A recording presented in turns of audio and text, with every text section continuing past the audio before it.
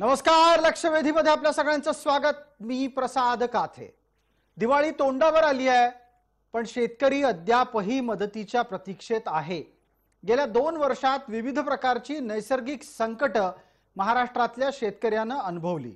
अगदी नजीकचं संकट हे अतिवृष्टीचं होतं. त्या अतिवृष्टीच्या संकटातून शेतकऱ्याला बाहेर काढण्यासाठी सरकारकडून मदतीचा हात अपेक्षित असताना अद्यापही अनेक ठिकाणी पंचनामे झालेले नाहीत. पंचनामे आधी मदत नंतर ही राज्य सरकारची भूमिका आहे. याच्या उलट तात्काळ मदत किमान काही थोडीफार तरी हातामध्ये द्या असं वारंवार विरोधी पक्ष सांगत असताना प्रत्यक्षामध्ये मात्र मदत हातात नाही, मदत खात्यातच असा सुद्धा मविया सरकारचा आग्रह आहे. राज्यात सध्या सरकारच्या विरोधात बोलायचं नाही असं अनेकांनी ठरवलेलं असताना आम्हाला मात्र शेतकऱ्यांच्या प्रश्नांवर बोलतं व्हावंच लागणार आहे. कारण ती एक जबाबदार माध्यम म्हणून जय महाराष्ट्राची जबाबदारी आहे आणि आम्ही तसं ठामपणे समजतो. जय महाराष्ट्राच्या माध्यमातून शेतकऱ्यांच्या प्रश्नावर आतापर्यंत अनेकदा प्रश्न उपस्थित केले गेले. शेतकऱ्यांच्या विविध मुद्द्यांवर सर्वंकष सर्व बाजूंनी नेहमी चर्चा झाली. त्यातलाच एक महत्त्वाचा टप्पा आज आहे. शेतकऱ्यांच्या शेतात पंचनामे अजूनही झालेले नाहीत. पंचनाम्याचे अधिकारी पोहोचलेले नाहीत. कथा मराठवाड्याची असो, कथा विदर्भाची असो, सारखी आहे. या सर्व पार्श्वभूमीवर आजची लक्षवेधीची चर्चा पंचनामा रखडला, मदतही अडखळली.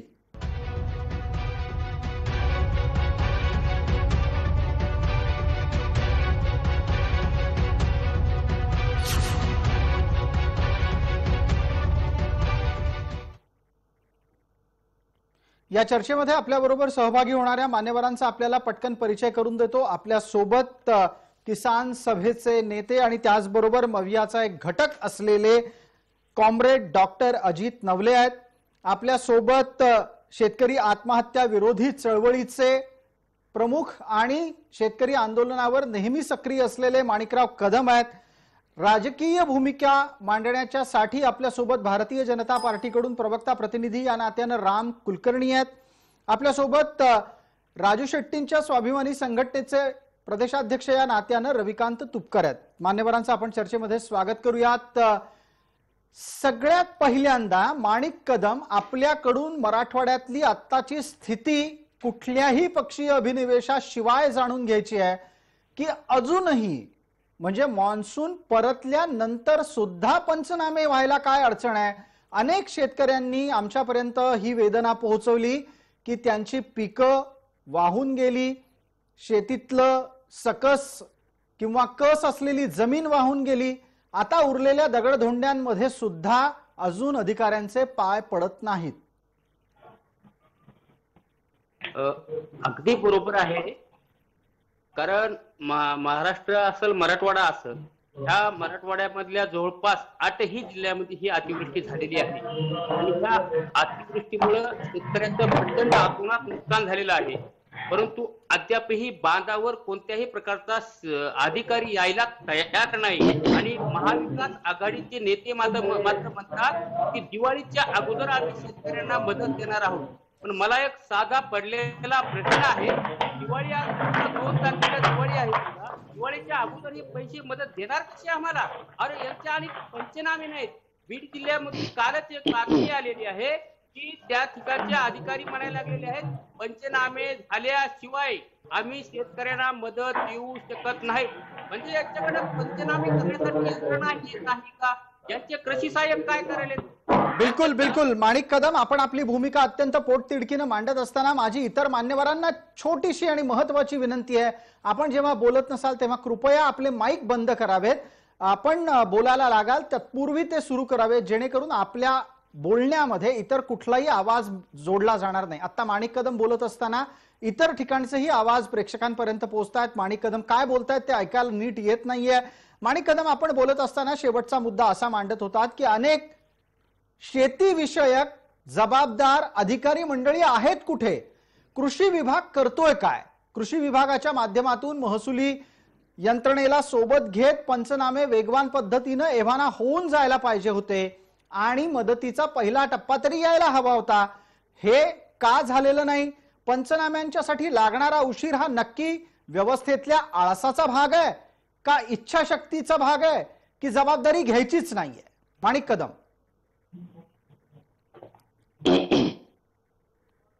ही जबाबदारी घ्यायची नाही यांना. बरं झालं योगायोगानं तुम्ही म्हटले त्याप्रमाणे महाविकास आघाडीचा आता या ठिकाणी जरी कोणी नसले तो कॉम्रेड अजित नवले असतील किंवा आमचे मित्र आदरणीय रविकांत तुपकर साहेब हे असतील, हे महाविकास आघाडीचे घटकच आहेत. त्यांना सुद्धा महाराष्ट्रातला शेतकरी आज विचारायला लागलेला आहे की बाबांनो आता काय झालं आमच्या मदतीचं.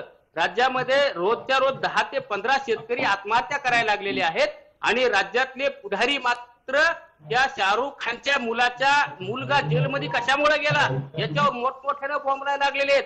आता माणिक कदम, आपण अगदी थेट मुद्द्याला हात घातला. शेतकऱ्यांच्या प्रश्नांच्या संदर्भातली चर्चा राज्यात सत्ताधाऱ्यांना करायची आहे की नाही यावरही आपल्याला प्रश्न उपस्थित करायचा. अजित नवले, आपल्यासारखा माणूस आत्ता राज्य सरकारच्या सोबतीला उभा दिसतोय आणि राज्य सरकार काय वागतंय ते डोळ्यासमोर आहे. तुमच्या सारख्या संवेदनशील माणसाला हे पटतं का? मदत खात्यातच देणार, हातात देणार नाही, आधी पंचनामा करणार, त्याच्याशिवाय मदत देणार नाही, अशा प्रकारची भूमिका घेतल्यानं दिवाळी तोंडावर आलेली असताना सुद्धा हातचं पीक गमावलेल्या शेतकऱ्याला काय उत्तर देणार आहे सरकार?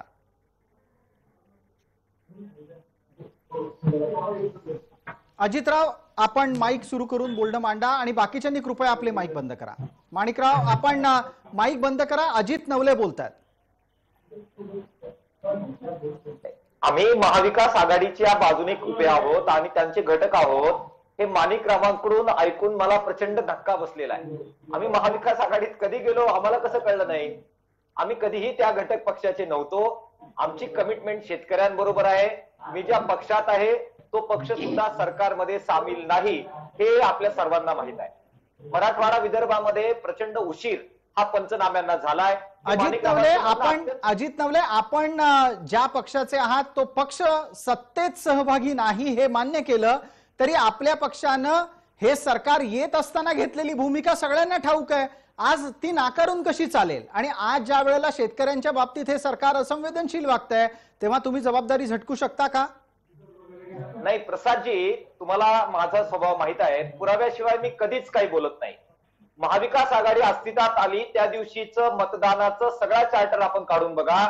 आमच्या आमदाराने महाविकास आघाडीला पाठिंबा दिला असं आपण सिद्ध केलं तर मी आपलं 100% म्हणणं मान्य करेन. मुद्दा आज तो नाहीये. मुद्दा हा आहे की आज प्रचंड नुकसान विदर्भ आणि मराठवाड्यामध्ये झालेलं असताना आज महाविकास आघाडी असो किंवा कोणतंही सरकार असो पंचनामे झालेले नाहीत. दिवाळी तोंडावर आहे. प्रचंड खर्च शेतकऱ्यांच्या समोर आहे. अशा वेळी मदत तर सोडाच. प्रसादजी, हे सरकारचं वीज महामंडळाचं कार्यालय शेतकऱ्यांचे कनेक्शन कट करण्याची भूमिका घेत आहे. परवा दिवशी प्रचंड मोठा मोर्चा आम्ही अकोल्यात काढला आणि वीज महामंडळाला टाळं ठोकण्याची भूमिका घेतली. प्रश्न कोणतं सरकार सत्तेवर आहे याचा मुलायजा किसान सभा आणि आमच्यासारख्या कार्यकर्त्यांनी कधीही ठेवलेला नाही. आमची मग मला एक छोटा प्रश्न आहे अजितराव, मला एक छोटा प्रश्न आहे. या चर्चेमध्ये सरकारला सहभागी सुद्धा व्हायचं नाहीये. संवेदनशीलतेचा इतका कडेलोट त्यांचा का व्हावा किंवा असंवेदनशीलतेची परिसीमा त्यांनी का गाठावी? ही अत्यंत दुर्दैवीच अशी बाब आहे. त्यांचे मंत्री आजही सर्वत्र दौरे करत हिंडतायत, परंतु शेतकऱ्यांच्या आसू पुसायला त्यांना जर वेळ नसेल तर ही खरोखर दुर्दैवाची बाब आहे. केवळ राज्य सरकारच्या बाबत आपण बोलतो आहोत. दुसरा भाग केंद्र सरकारचा सुद्धा आहे. एनडीआरएफची मदत केंद्र सरकारकडून येण्याची सुद्धा तितकीच आवश्यकता आहे आणि जेवढं राज्य सरकार संवेदनशील आहे त्याच प्रकारे केंद्र सरकारने फार मोठा दिवा लावलाय आणि शेतकऱ्यांना प्रचंड मदत केली असं आपल्याला दिसत नाही. सोयाबीनचे दर पाडण्यामध्ये माणिकराव बोलू द्या, मला बोलू द्या. तुमचं ऐकलं. महाराष्ट्र सरकारनं काढलेला जी आर आहे आणि महाराष्ट्र सरकारने त्यावेळेस 29 ऑगस्टला शेतकऱ्याला 1,94,000 रुपये हेक्टरी मदत दिलेली आहे. माणिकराव, तुमचं ऑगस्ट 2019चा जी आर वाचा. माणिकराव, ऐका मी तुमचं ऐकलेलं आहे. माझा मुद्दा इतकाच आहे की राज्य सरकार जसं जबाबदार आहे तसं केंद्र सरकारला मोकळं सोडण्यात काही एक हाशील नाही. त्यांनी आता परत एकदा सोयाबीनच्या नंतर तेल बियांवर आणि तेलावर सुद्धा स्टॉक लिमिट लादलं आणि सोयाबीनचे दर अधिक मातीत जाईल अशा प्रकारचा घाव हा शेतकऱ्यांवर घातलेला आहे. त्यामुळे आसमानी आणि हिंदुस्थानी- अजितराव, तेलबियांच्या संदर्भातला अधिकार त्यांनी राज्य सरकारांकडे ठेवलेला आहे. प्रसादजी, राज्य सरकारांकडे असा अधिकार ठेवून हे बाजाराचं परसेप्शन बदलता येत नसतं. केंद्र सरकार ज्यावेळी केंद्रीय पातळीवर निर्णय घेतं त्याचा परिणाम संबंधपणाने शेतीमालाच्या बाजारावर होत असतो. ठीक आहे, मलाही माहिती आहे, हे मलाही माहिती आहे. ठीक आहे. आणि आपण जो त्याचं- तर्क देता आहात हा खर तर बाजारातल्या येऊ घातलेल्या घडामोडींचा आहे. चर्चा आत्ताच्या घडीला पंचनामे अजूनही न होण्याची आहे. राम कुलकर्णी, आपल्यासाठीचा पुढचा प्रश्न, मराठवाड्यातली परिस्थिती काय आहे हे आपण वारंवार ऐकतो आहोत. इतर अनेक माध्यमांना तर आजकाल या विषयांवर चर्चाच करायची नाही. आम्ही जबाबदारीनं हा मुद्दा घेतो, मांडतो, प्रश्न विचारतो.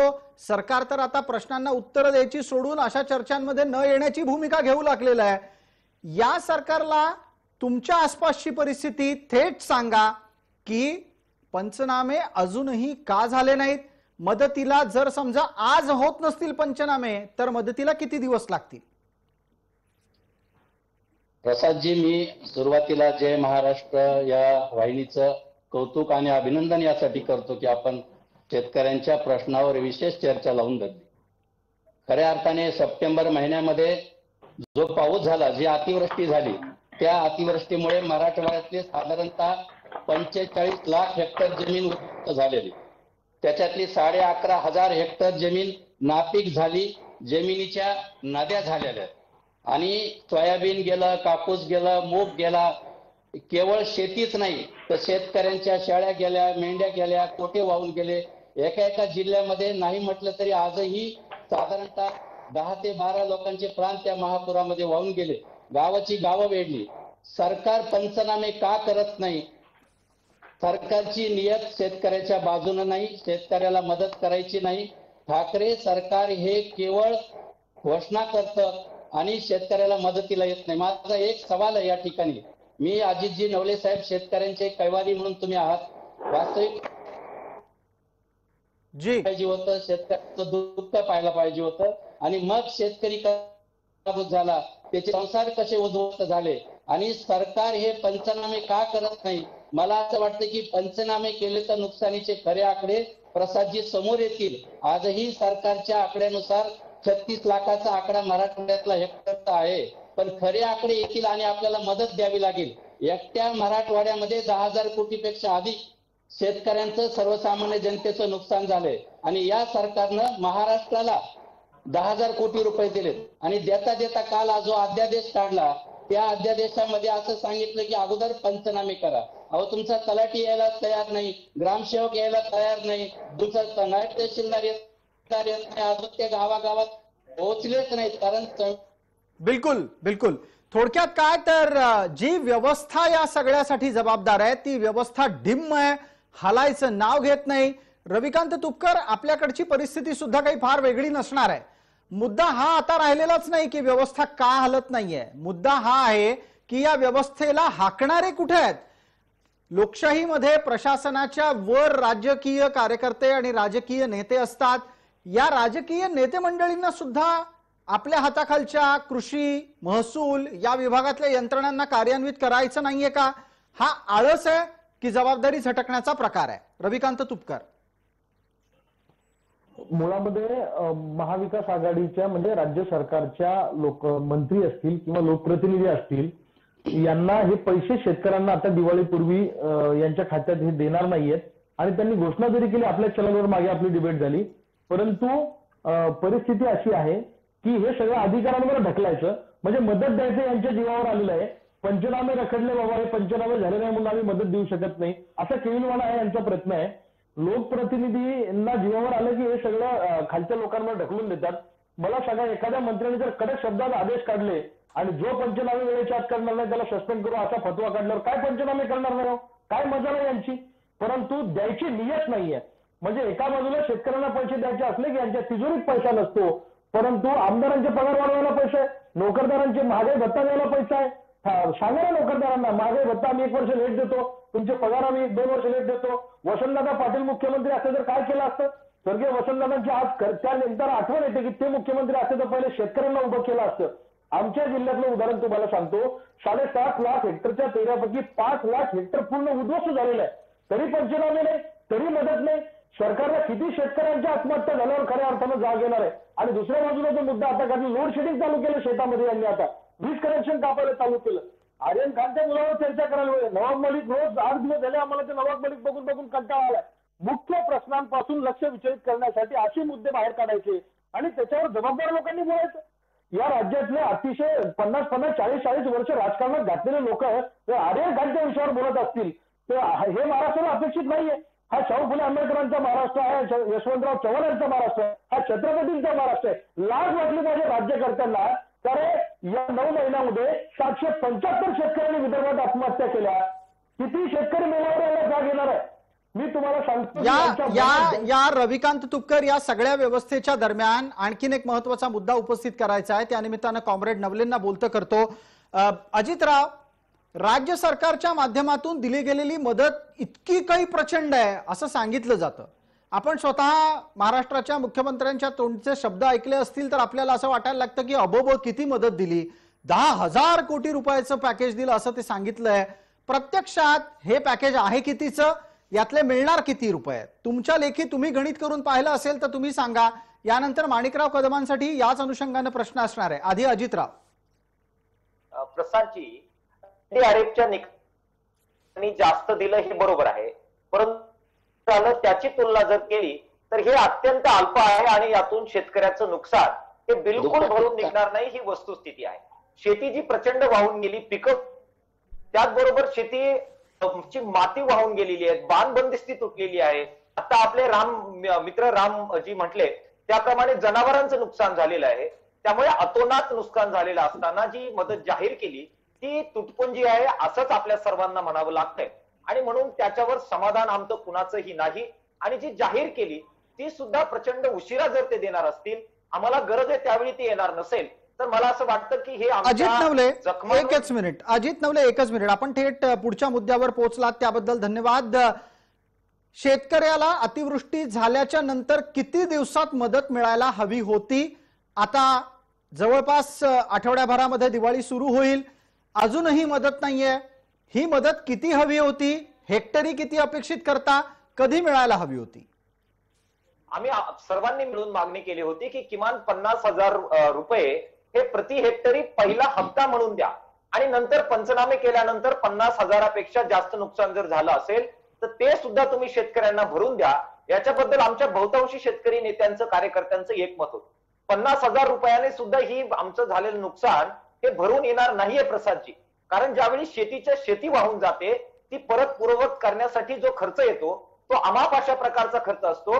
धरणामधून जे अनियोजित पद्धतीनं पाणी सोडण्यात आलं त्या अनियोजितपणाने पाणी सोडण्याचा प्रचंड मोठा भुर्दंड हा मराठवाड्यात, विदर्भात शेतकऱ्यांना भोगावा लागलेला आहे. अगदी अजितराव, फार संवेदनशील मुद्द्यावर आपण आलात. या निमित्तानं पटकन माणिकराव कदम आणि त्याचबरोबर रामभाऊ कुलकर्णींनाही बोलतं करायचं आहे. सगळ्या महाराष्ट्रातल्या आत्ताच्या अतिवृष्टीच्या संकटाला एक महत्वाचा घटक कारणीभूत होता, तो होता सिंचन विभागाचा गलथानपणा. पण माणिकराव, आपणही आणि रामभाऊ आपणही हे पाहिलं असेल, रविकांतजी आपणही हे पाहिलं असेल, एक चकार प्रश्न कोणी सिंचन मंत्र्यांना विचारत नाही. सिंचन विभागानं आत्ताच अजितरावांनी थोड्या वेळापूर्वी नमूद केल्याप्रमाणे धरणातून पाणी सोडण्याच्या बाबतीत ज्या ज्या चुका केल्या त्याचं सगळ्यात मोठं मोल हे शेतकऱ्याला मोजावं लागणार आहे.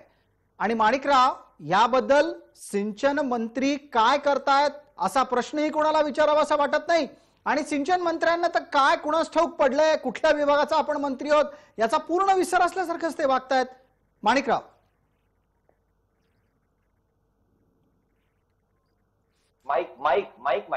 माणिकराव, आपला माईक सुरू करा आणि बोलणं. सरकारनं काय केलंय माहितीये का? जी, ह्या सरकारनं काय केलंय माहितीये का? एक यांचा GR होता 15 ऑगस्टच्या अगोदर जे काही कॅटवेर बंधारे आहेत त्या बंधाऱ्याचे गेट बंद करायचे नाही, परंतु यांनी काय केलं, 31 ऑगस्टच्या अगोदरच सगळे गेट बंद केले आणि GR मोडून काढला. दुसरी बाब, आमच्या जी काय गंगा नदी आहे, गोदावरी नदी, त्या गोदावरी नदीला कुठल्याही प्रकारची पूर्व सूचना न देता वरच्या माजलगाव डॅम मधून जवळपास 12,000 क्युसेसनं पाणी सोडण्यात आलं आणि एका रात्रीमध्ये होत्याचं नव्हतं झालं. नाहीतर त्याचा नियम कसा आहे, अगोदर 12 तासाच्या आत शेतकऱ्यांना गावामध्ये दौंडी द्यायची, त्या ठिकाणी जाऊन प्रत्येक ठिकाणी भीतीला पत्रक चिटकवायचे आणि शेतकऱ्याला जागृत करायचं, जेणेकरून नदीच्या काठाला कोणीही थांबणार नाही. परंतु जलसिंचन विभागानं असं काहीही केलं नाही आणि आदरणीय जयंत पाटील साहेबांनी याच्यावर तकार शब्द सुद्धा काढला नाही आणि माफी सुद्धा अगदी केली नाही. माणिकराव, अहो माफी तर फार लांब राहिली. संवेदनशीलतेनं या प्रकरणाची चौकशी करतो इतका मुद्दा सुद्धा उपस्थित त्यांच्याकडून होत नाही. पण मला त्यापेक्षा दुसरा प्रश्न महत्वाचा रामभाऊंना विचारायचा आहे. अहो रामभाऊ, या सगळ्या प्रकरणामध्ये अतिवृष्टीच्या संकटाला अनियोजन, पाणी सोडण्याचं, धरणाच्या पाण्याला सोडण्याचं अनियोजन सर्वाधिक कारणीभूत असताना विरोधी पक्ष सुद्धा जयंत पाटलांना प्रश्न विचारत नाही. दुर्दैव मला आवाज येत नाही. बिलकुल रामभाऊ, आपला आवाज अतिशय नीट येतोय, आपण सलग बोला. प्रसादजी, मी तुम्हाला सांगतो, अंबाजोगाई आणि लातूरच्या सीमेवरती मांजरा धरण आहे. मांजरा या धरणाचं जलसंपदा विभागाच्या जबाबदार अधिकाऱ्यांनी एका रात्रीत पाणी सोडलं, ज्यामुळं आपेगाव सारखं गाव, देवळा आणि लातूर जिल्ह्यातले काही गावं रात्रीतून शेतात पाणी शिरलं आणि अर्धे गावाला पाण्याचा वेढा बसला. त्याच वेळेला मराठवाड्यामध्ये जलसंपदा मंत्री होते. त्यांनी काय केलं, मराठवाड्यामध्ये एकीकडे जेसीबीनं हार घालून घेत होते, पुष्पहार घेत होते, पण साधं त्यांनी विचारलं पण नाही. मला असं वाटतं की ती चौकशी व्हायला पाहिजे, पाणी सोडणारे अधिकारी सस्पेंड करायला पाहिजे, पण शक्यच नाही. यांनी सत्तेच्या चंगळवादामध्ये एकीकडे महापूर अचानक आल्यामुळे शेतकरी वाहून गेले, 4 लोक वाहून गेले, जनावरे वाहून गेले आणि हे जलसंपदा मंत्री मराठवाड्यामध्ये येऊन मोठे मोठे हार घेऊ लागले. बिलकुल या मुद्द्यावर सातत्यानं जनजागरण अपेक्षित आहे आणि हे महाराष्ट्राला सांगायला हवं की अजितरावांनी ज्या मुद्द्याचा स्पर्श महत्वाच्या चर्चेतल्या वळणावर केला की हा पूर नैसर्गिक जितका आहे त्यापेक्षा जास्त हा मानव निर्मित आहे.